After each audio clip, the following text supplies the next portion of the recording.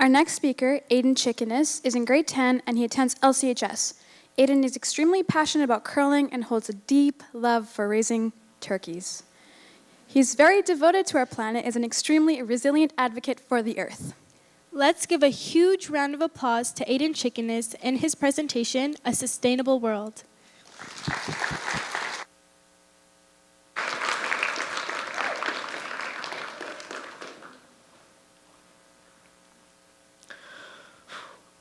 What do you see in this image? A two-dimensional flying disc? A celestial body?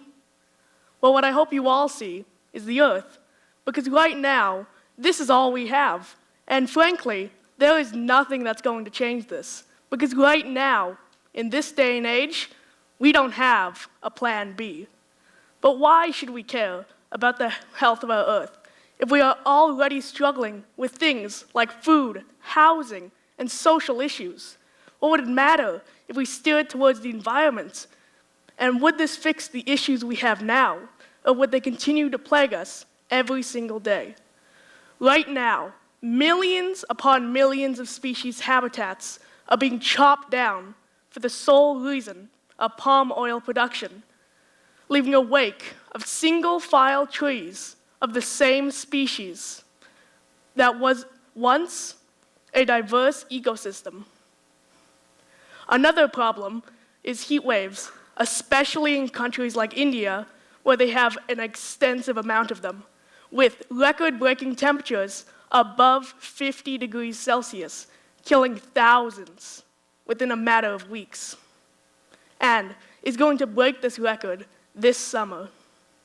The ice caps are becoming less and less frozen every single day, with over 95% of the biggest and oldest ones already gone, and set on course to be completely thawed by 2100.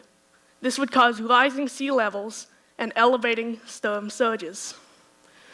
The whole Earth has heated up by 1 degree since the start of the 20th century due to our carbon emission in transportation and production. And this is burning holes in the ozone layer, the only thing that is keeping us from the sun's deadly radiation. But now what? After all this grim news, these images, these pictures, what does this all mean? What does it matter that somewhere across the world some snow is melting, or it's getting a little hotter? How does this truly affect us? People have been trying to protect our Earth for decades. One example of this is called the carbon tax, which I'm sure many of you know, which has raised prices on food and gasoline, but you don't really see everybody flocking to electric vehicles. Well, what does this have to do with us? The small border town of Lloydminster, or any of the other small towns or big cities across the world? What would it matter if we changed, if nobody else did? And what change could we possibly have? Well, one of the main ways we can do this is with what's called a regenerative system. But now, I'm not telling you all to drop all what you're doing right now and use this system. This is meant to be integrated within your daily lives. The regenerative system, also known as the closed-loop recycling system, is a system where everything we make goes into what we use and gets turned into the same product, going full circle, versus an open-loop recycling system where everything we make and we use goes out, and it can be turned into waste or other things, but we need to continue to be producing the items that we use. An example of this is also known as a wasting system, which many of the world is first to use, where everything we use goes in landfills.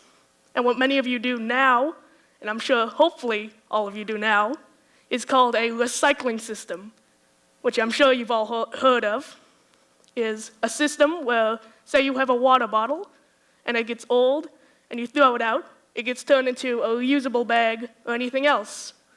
But the issue with both these systems is that all these items that we're using in our daily lives are still being turned into trash in the landfill, no matter how long it takes.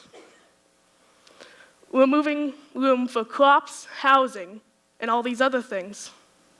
But with this regenerative system, we're able to have more room for all these items. First, starting with crops, which a new way of growing them is with what's called hydroponics, where you grow crops with only water. It's pretty cool. And these can be stacked up as high as you need them to be. But for the plants that cannot use hydroponics, composting is another solution. By using things like potato peels, carrot peels, and eggshells, mix it with some dirt, spray it annually, every day. Boom. You have very fertile soil that could be used for planting, for crops, and even your flower bed. Another great idea is what's called a rentable item library, which has been used in many big cities across the world, and I'm not just talking about for books, but for things like tools, technology, and transportation. All these things could be rented out for one day or even a week.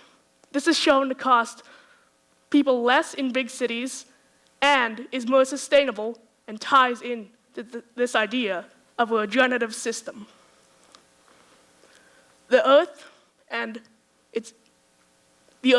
should be at the top of our priority, because by using some of these things, and even things that you can research, you can come closer to this idea of a regenerative system. But all I hope is that at least one person in the audience today takes away something from this. Whether you begin composting, you start donating old clothing, or even spread the word. Because together, as a society, we don't need a plan B.